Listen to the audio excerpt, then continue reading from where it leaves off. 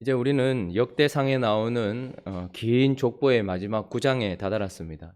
이 9장에서는 이제 이 족보를 정리하면서 돌아온 포로민들의 이름, 이제 이 9장에는 돌아온 포로민들의 이름들이 쭉 보여지고 있고, 그래서 이 9장까지의 족보 전체를 정리하는 역할을 하기도 합니다.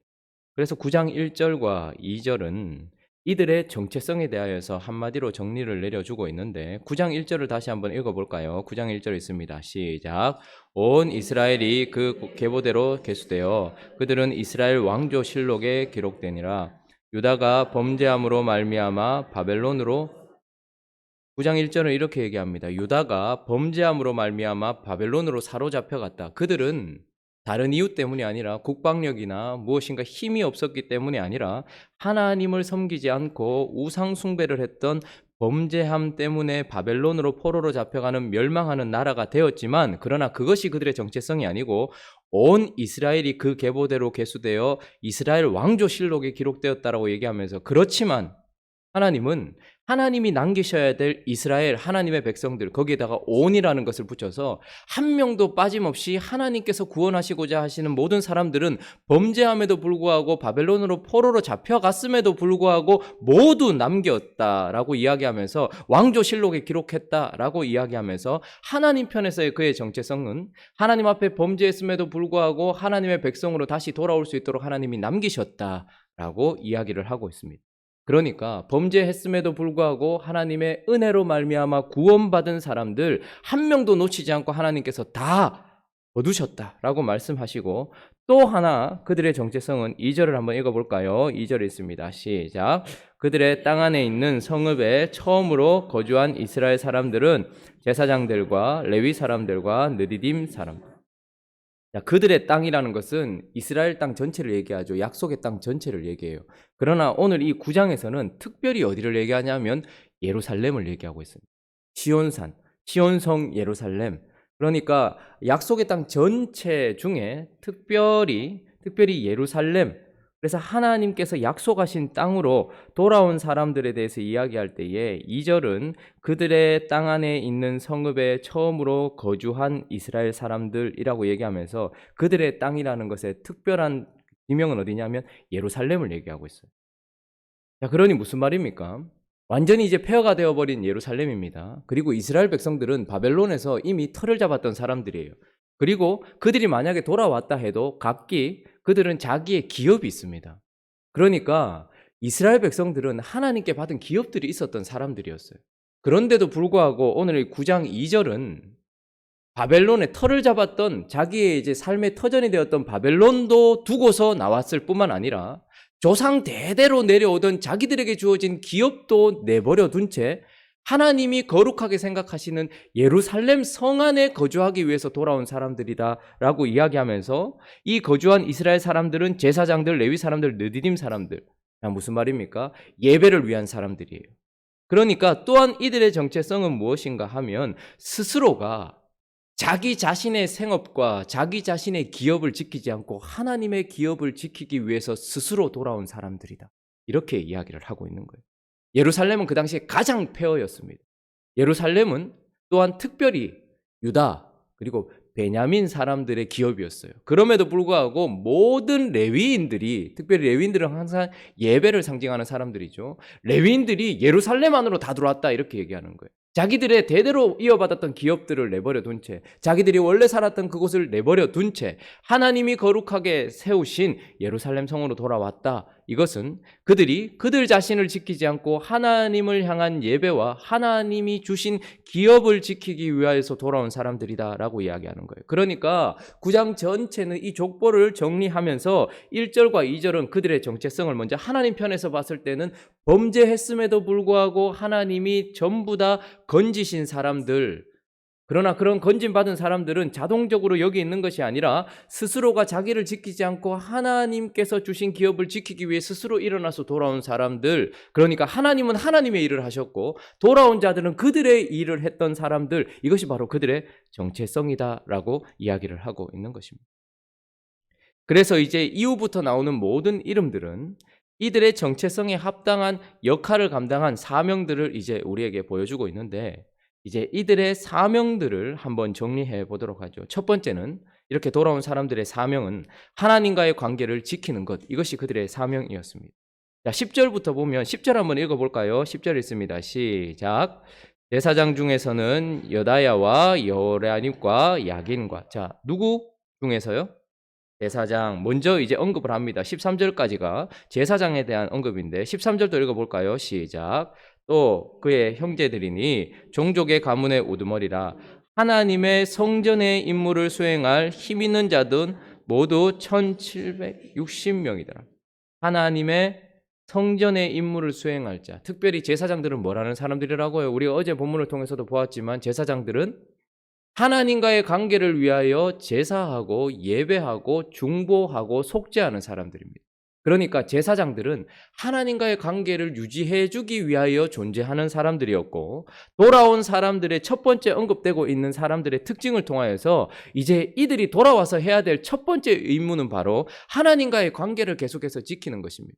여러분, 우리는 뭐든지 지켜야 되는 사람들이라는 것을 기억하시기 바랍니다. 그러나 무엇보다 지킬 만한 것 중에 내 마음을 지켜야 되지만 그 중에 하나님과의 관계를 지키는 것이 가장 중요합니다. 하나님과의 관계는 가만히 있다고 돈독해지는 것이 아닙니다. 하나님과의 관계는 가만히 있다고 자동적으로 잘 되어지는 것이 아닙니다. 하나님과의 관계는 언제나 치열한 싸움 속에서 지켜지는 것이에요.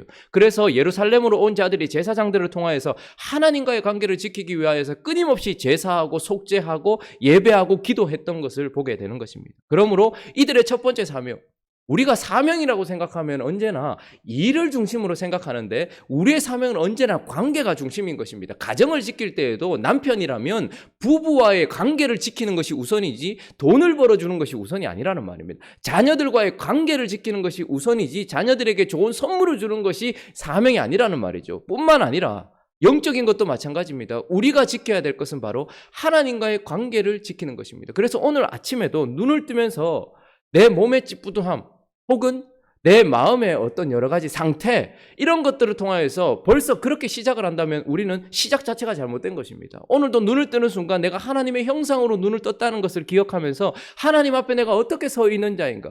그러므로 싸움을 하더라도 분을 내더라도 하루를 넘기지 말라고 하는 것은 그런 것들을 담아둔 채에 그 다음날 아침에 일어나면 무엇입니까? 하나님과의 관계가 끊어진 채 그 다음날을 시작하는 위험한 행동인 거거든요.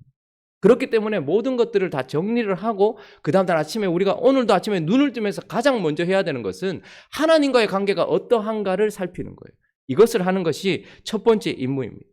두 번째, 돌아온 사람들의 사명은 바로 하나님을 향한 거룩을 지키는 거예요. 자, 관계를 지키는 것이 중요하지만 또 한 가지 중요한 것은 바로 거룩을 지키는 것이 참으로 중요하다라는 것입니다.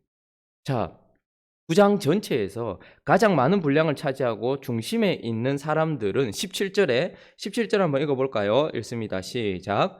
문지기는 살룸과 악국과 달몬과 하이만과 그의 형제들이니 살룸은 그 우두머리. 17절부터 쭉 누구에 대한 이야기를 하냐면 문지기에 대한 이야기들을 합니다.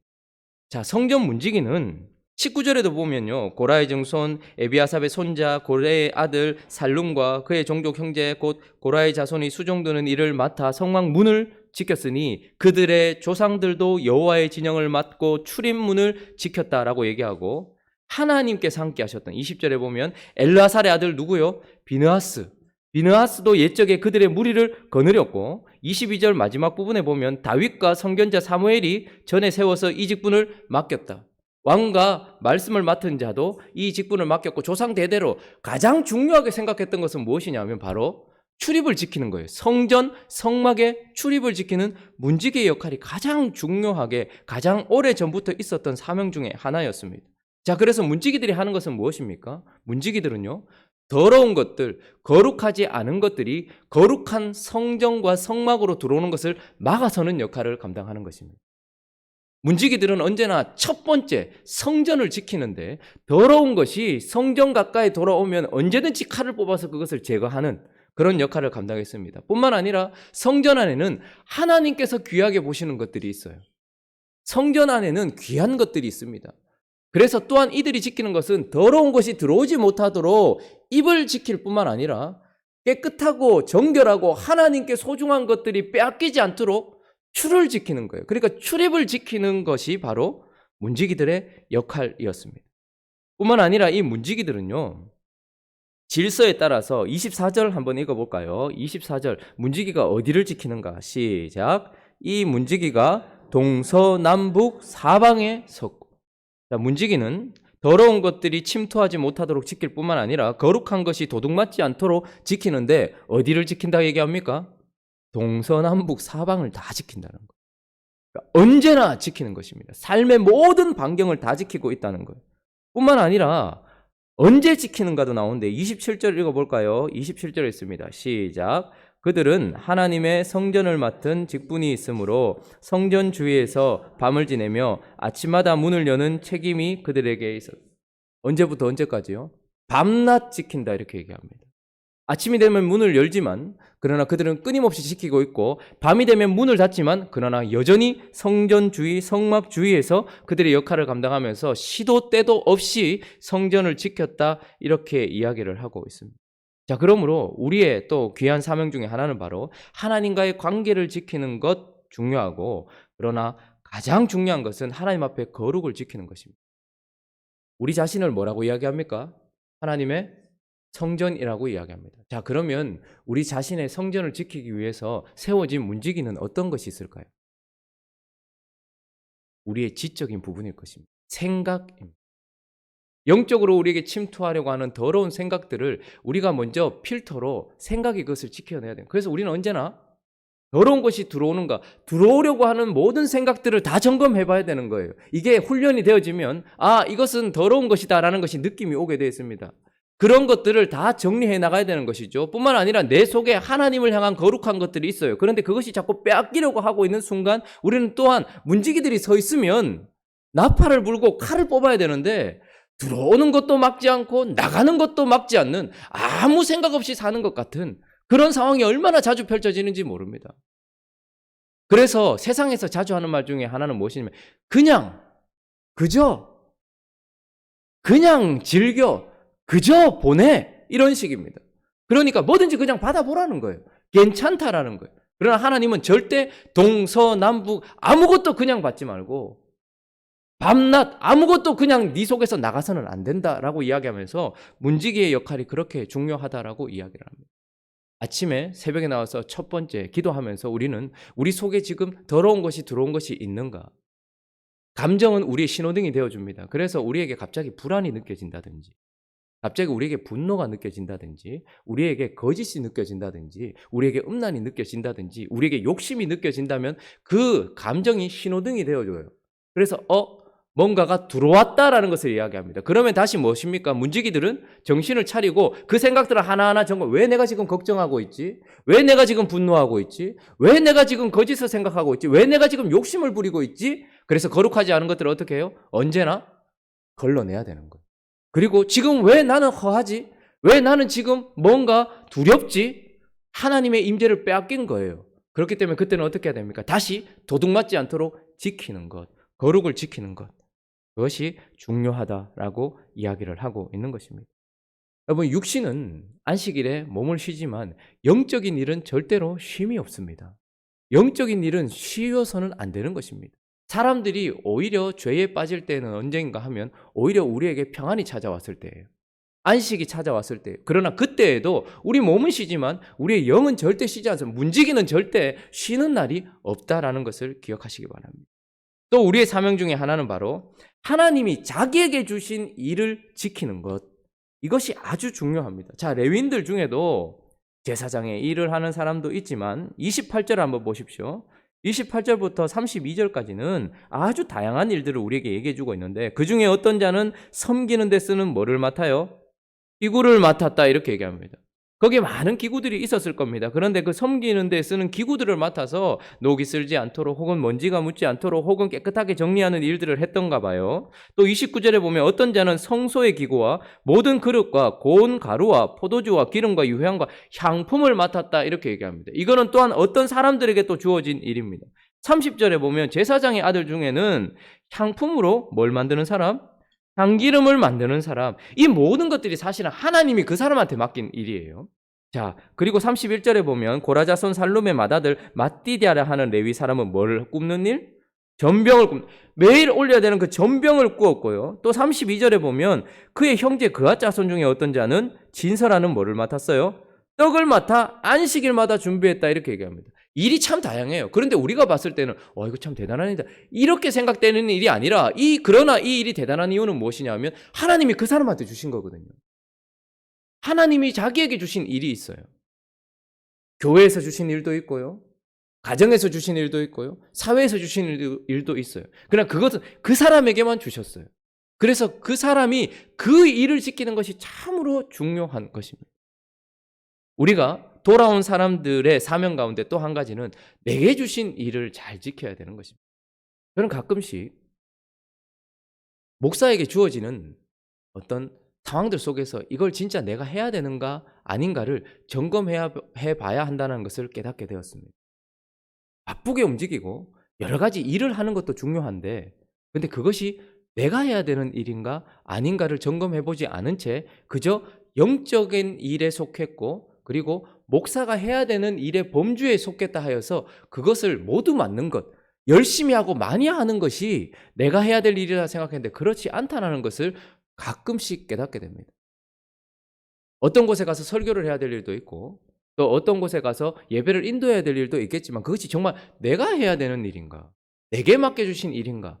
그것을 점검해보지 않은 채 그저 그럴 것이다 생각하고 한다면 우리는 늘 바쁘고 쫓기는 삶을 살다가 정작 해야 되는 급한 일 때문에 중요한 일은 다 놓쳐버리는 거예요. 시간이 지나고 나서 하나님께 원망합니다. 내가 너무 바빴지 않습니까? 그래서 이것도 제대로 못했고 저것도 제대로 못해요. 그래서 주님은 우리에게 뭐라 얘기합니까? 한두 가지만 하든 한 가지만 하든 일을 해라는 거예요.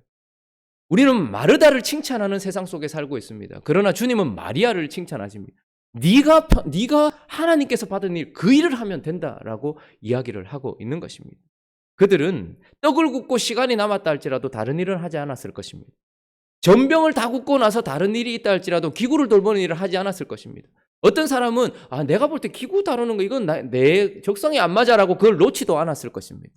우리에게 주어지는 각자의 사명이 있는데 돌아온 사람들에게 주어진 사명은 바로 하나님이 자신에게 주신 그 일을 잘 감당하는 것입니다. 성령 안에서 잘 분별해 보십시오. 나는 중보의 역할을 감당하는 것인가? 나는 찬양의 역할을 감당하는 것인가? 나는 위로하는 역할을 감당하는 사람인가? 나는 몸으로 봉사하는 일을 감당하는 사람인가? 하나님께서 내게 주신 일이 있는데 그것은 바로 내가 해야 되는 그리고 내가 지켜야 될 거룩한 일이라는 것. 그것을 지키는 것도 사명이라는 것을 기억하시기 바랍니다. 마지막으로 한 가지만 더 살펴보면 바로 하나님의 임재를 지키는 것. 이것이 우리가 해야 될 큰 사명 중에 하나입니다. 33절 마지막 읽어보겠습니다. 33절 있습니다. 시작. 또 찬송하는 자가 있으니 곧 레위 우두머리라. 그들은 골방에 거주하면서 주야로 자기 직분에 전념함으로 다른 일은 하지 아니하니. 자, 여러 가지 일이 있는데 그 가운데 이제 이 족보를 마무리해 가면서 33절에는 또 찬송하는 자가 있으니 곧 레위 우두머리라. 그들은 골방에 거주하면서 희한하죠. 우린 보통 찬송을 사람들 앞에서 합니다. 그런데 그들은 찬송을 골방에서 했대요. 거의 기도와 같은 수준인 것입니다. 골방에 거주하면서 주야로 자기 직분에 전념하면서 다른 일은 하지 않았다. 그러면 찬송이 무엇이라고 말씀드렸습니까? 인간을 높이고 인간의 행복을 노래하는 세상 속에서 하나님이 주인이라고 하나님을 높이고 하나님의 앞에 거룩하게 사는 것, 그분이 최고라는 것을 드러내는 것이 찬송이라고 말씀드렸어요. 그러나 우리가 찬송하는 이유는 딱 한 가지입니다. 찬송하는 곳에, 그분의 이름이 높여지는 곳에 누가 오시는 거예요? 하나님이 오시는 거예요. 참 많은 사람들이 예배를 드리기 전에 주여 이곳에 임재해달라고 큰 소리로 하나님께 주여 아버지 이렇게 부르짖는데 그들의 마음속에 하나님을 찬양하는 마음이 없어. 하나님을 높이는 마음이 전혀 없는데 하나님이 임재하실 일은 없습니다. 우리가 입을 열어서 노래를 하든 마음으로 노래를 하든 찬송하는 곳에 하나님이 임재하시거든요. 하나님을 높이는 곳에 하나님은 성령이여 우리 가운데 임해 주십시오. 아무리 소리를 쳐도 우리 안에 하나님을 높이는 삶이 없으면 하나님은 임재하지 않습니다. 강력하게 임재하지 않습니다. 이곳에 우리의 예배 가운데 하나님이 정말로 임재해 주시기를 원하고 나의 삶 속에 하나님이 정말로 간섭해 주시기를 원하고 하나님이 내 삶 속에서 역사해 주시기를 원한다면 우리는 하나님을 높이면 그것이 하나님께서 자동적으로 우리 가운데 임하는 거예요. 근데 이스라엘 백성들은 전쟁을 치를 때도 마찬가지였고 일상을 살 때도 마찬가지였어요. 항상 누가 앞장서냐면 찬송하는 사람들이 앞장서. 이것은 입을 열어 노래를 흥얼거리는 수준이 아닙니다. 하나님을 높이는 거예요. 그래서 찬송 가운데는 나를 위로해 주시고 나에게 은혜를 주셨던 하나님을 높이는 찬송도 있습니다. 그러나 이것보다 더 수준 높은 것은 내게 뭘 주시지 않아도 하나님의 이름 자체를 높이는 거예요. 삼위 하나님을 높이는. 그래서 찬송가의 내용은 대부분 보면 찬송가 제목이 있고 그리고 그 밑에 뭐가 있습니까? 찬송가를 펴보시면요. 제목이 있어요. 그리고 그 밑에는 항상 뭐가 있습니까? 말씀이 있습니다. 그러니까 이 찬송은 내게 주신 개인적인 체험에서부터 나오는 것이 아니고 하나님이 주신 말씀에서부터 나온 노래다라는 거예요. 그래서 그 찬송을 할 때에 하나님께서 하나님 되심을 대한 높이는 것이고 하나님이 우리에게 주신 은혜를 높이는 것이 찬송이었어요. 찬송가는 그래서 우리에게 끊임없이 불려지고 있는 것입니다. 그래서 그렇게 하나님을 높이는 순간 하나님이 임재하시고 우리에게 있어서 가장 중요한 것은 우리 한 사람 한 사람이 성전이고 예루살렘이라고 하나님은 얘기하십니다. 그러면 우리의 사명은 이 예루살렘은 존재하는 이유가 딱 한 가지입니다. 그분이 임재하시도록 그분과의 관계를 지켜야 돼요. 그리고 그분이 계시기 때문에 우리는 거룩을 지켜야 돼요. 그분이 계시기 때문에 그분 앞에서 해야 될 우리의 일을 지키는 거예요. 그런데 또 한 가지 중요한 것은 우리 안에 충만함을 지켜야 되는 거예요. 임재의 충만함을 지켜야 되는 거예요. 그렇기 때문에 골방에 들어가서 끊임없이 하나님을 높이는 것처럼 우리 또한 오늘도 우리 마음 안에 하나님을 높이는 찬송이 있을 때에 우리 속에 하나님이 강력하게 임재하시고 아주 풍성하게 임재하시는 거예요. 그런데 이거는 지켜야 되는 사명인 것입니다. 이 사람하고 조금만 있어봐도 저분 안에 하나님이 있다. 저분 안에는 하나님이 지금 현재형으로 임재하신다는 것이 느껴지는 사람이 있고 그렇지 않은 사람이 있습니다. 그것의 특징은 바로 그분이 하나님과의 관계를 지키면서 하나님의 임재를 지키기 위해서 끊임없이 그분을 높이고 있는 찬송이 있는 사람은 그 사람 안에 하나님이 머물고 계시는 것이고 그런데 이것은 우리의 사명이다 이렇게 이야기를 하고 있습니다. 이제 9장까지의 족보를 정리하면서 다시 한번 살펴보면 우리가 지금까지 살펴왔던 것은 그들의 정체성 확립과 그래서 마땅히 해야 될 그들의 사명을 이야기했습니다. 그래서 정리를 한다면 그들은 범죄하여서 하나님께 책망을 받고 멸망당했지만 그러나 하나님의 은혜로 돌아온 여전히 하나님의 백성인 온 이스라엘이고 왕조실록에 기록된 하나님의 마음에 새겨진 사람들이며 그들 스스로가 일어나서 하나님과의 관계를 지키기 위해서 돌아온 사람들이다. 그러므로 그들은 바로 하나님과의 관계를 지켜야 된다는 사명이 있고 하나님을 향한 거룩을 지켜야 되는 사명이 있고 하나님이 주신 사역을 지켜야 되는 사명이 있고 하나님의 임재를 지켜야 되는 사명이 있다라는 것을 기억하면서 행복한 우리 교회가 이번 한 주를 살아갈 때에도 우리가 누군지를 다시 한번 마음에 새기십시다. 그래서 우리가 이 정체성으로부터 나오는 이 사명을 지켜서 우리 안에 하나님의 영이 충만하게 임재하여서 그분과의 관계 속에서 오는 복을 충만히 누리는 행복한 우리 교회 되시기를 예수 그리스도의 이름으로 축원합니다. 이제 한번 기도하겠습니다. 5월은 생명으로 약동합니다. 자연도 그러할진데 우리도 그랬으면 좋겠습니다. 이 5월 저는 우리 교회가 설립된 게 5월이라는 것에 참 의미가 있다라는 생각을 해봅니다. 5월은 모든 생명의 시작입니다. 하나님께서 우리에게 생명을 주셔서 새롭게 시작하게 하셨는데 그 생명은 주신 것에서만 그치지 않고 유지해야 되는 거예요. 생기를 불어넣어 주셨으면 그 생기가 계속해서 호흡하도록 하는 것은 아담의 역할이었어요. 하나님이 우리에게 생명을 주셨습니다. 생기를 주셨습니다. 이제 우리가 계속 호흡하며 하나님 앞에 거룩을 지키기를 소원하고 또 우리가 어제 말씀을 나눴던 것처럼 그리고 어제 광고 드렸던 것처럼 1주년을 주신 하나님께 감사한 한 주간 그리고 우리의 정체성을 다시 확립하는 한 주간 그리고 우리의 사명을 다시 한번 기억하는 한 주간 하나님의 은혜 가운데 더 가까이 나가는 한 주간 될 수 있게 해달라고 또 각자의 기도 제목 들어가지고 함께 기도하며 나가도록 하겠습니다. 기도하겠습니다.